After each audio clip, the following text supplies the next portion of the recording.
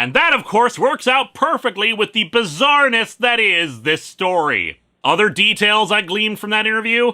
He's supportive of One More Day because it saved Spider-Man from being destroyed as the character he was created to be. Okay, weird way of saying that, but hey, much as I dislike that story, people are allowed to like different things. But also that he was curious how Frank Miller's then next project will turn out. Some story originally intended to be Batman, and that it bodes to be great. Boy howdy Neil, did you back the wrong horse there. In any event, let's actually do some criticism of his work and not his interviews by digging into Batman Odyssey #1. Hal flies off, presumably to Oa, though I've got to imagine he needs to stop and get his power battery first for an actual recharge. Sure, the projection probably had quite a bit of juice in it, but it can't be stronger than an actual full charge of the ring. Issue 48 ends with Kyle Rayner and his girlfriend Alex watching him fly off from a distance, presumably at some beach, otherwise they're in the middle of a desert. Kyle makes a wish as if it was a falling star, which, as he points out, is going in the opposite direction for that. Though I'm more confused about Alex breaking the fourth wall by staring at us instead of the green streak in the sky. We move into issue 49 and god damn, that is a great cover. Like, for such an infamous storyline, Hal wearing all the lantern rings and grinning maniacally is just so memorable and iconic. I have devoured all these ring pops! We open with Hal flying through, well, what I presume to be space, but space has a lot of red squiggles in it for some reason. Space has varicose veins. Too bad it had to happen this way. But we're kind of committed now, and skipping a couple of months on an unpopular book to try to figure out a new plan would just be silly. Meanwhile, aboard Air Force One, the president wants to land the plane, but his aide tells him that right now up in the air is the only place where he's safe, alive, and in control. And he can't be in control from a bunker because... Now I've got some tough decisions to make, don't I? Well, here's the first. I'm implementing the Linkara Act. What? A relic of the Cold War. Allows arrest of suspicious individuals. Provides for deportation, imprisonment, camps. It was created back in 1950 to fight the communist menace that was supposedly poised at our doorstep. I'd say things are considerably more dire now. It'll be controversial to say the least. I don't care! The country is ripping itself to pieces! The people need to know that they're safe, secure. They need to know that someone strong and capable is looking out for them. Implement the order, now! There's no other way to save the country! Stop it! Stop right there! I need a minute.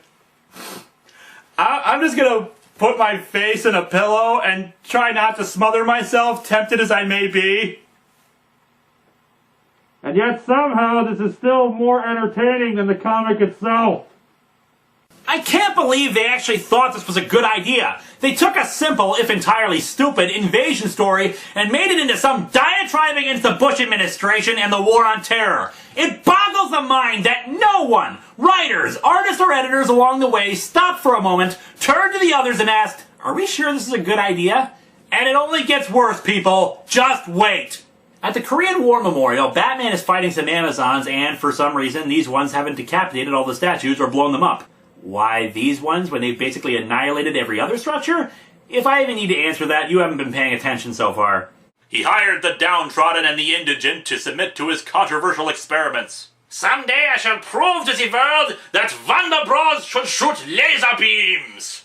It was rumored that Dr. Wells was using equipment and technology far beyond the capabilities and limitations of his time. Damn you, Adobe Premiere! Why did you crash again? But enough of that scene. Let's switch over to the Athenian Women's Shelter just outside of Washington, D.C. The Justice Department suddenly arrives to arrest all the women there because, again, this is supposed to be some subtle critique on the war on terror. For the love of Heidegger, it'd be more subtle if you danced naked in front of the White House with "I hate Bush" written all over your body! Eventually, Wells outfitted Prophet with an outlandish uniform. It wasn't outlandish, it was fabulous! And equipped him with weapons far beyond the limits of even today's science. Excellent! The Twinkie cannon is complete! Anyway, this master plan now in action, Billy's words are now all garbled. This is off. I asked the Australian boy what he thought of Crocodile Dundee, and they thought I asked them if they lived in an alligator teepee. That's not a knife. This is a knife. Which reminds me, I should tell you guys about the awesome Dragon Dagger prop I got from Buzz's room. Yeah, I know it seems redundant since I already have the real weapon and all, but his prop work is gorgeous, and hey, even if you don't want to cosplay as the Green Ranger, you could always cosplay as me, or, well, any of the costume and masked characters that he makes props for. So check out Buzz's room at www.myspace.com/henshin-vault. You are honestly doing a commercial in the middle of your review. Screw you, hippie! He gave me a discount! Superman flies off in rage, and in the sky he realizes that the Earth has continued to tear itself apart over the last few years. No. Admittedly, the comic says that the magic lightning plot convenience nonsense has contributed to it, but no. This is an occasion where it's actually appropriate for me to really do this. Don't you know anything about science? When people say the end of the world in reference to nuclear Armageddon, what they really mean is the end of all human life, the end of civilization, or the destruction of the ecosystem. The thing is, despite what Captain Planet might say, the ecosystem is not the planet. The planet itself is a mite tougher than that.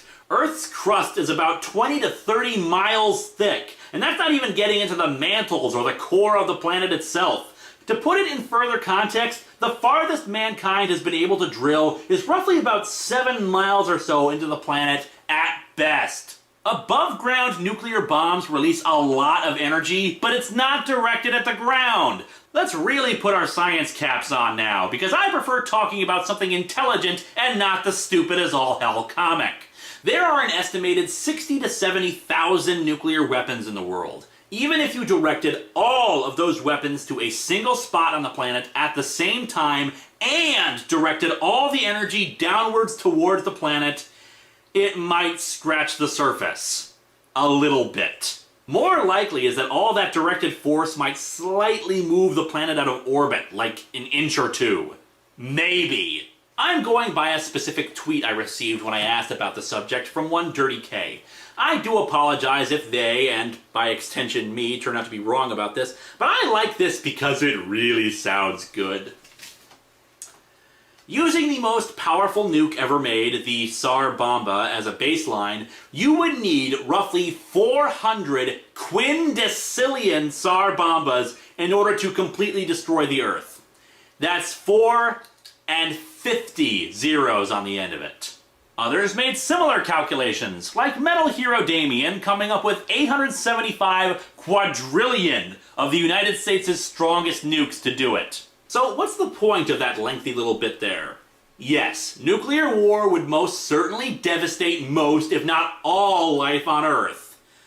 But it cannot blow it up, and it sure as hell wouldn't suffer from delayed reaction syndrome. And yes, that is actually what is happening. The world is blowing up and it will explode at the end of this comic.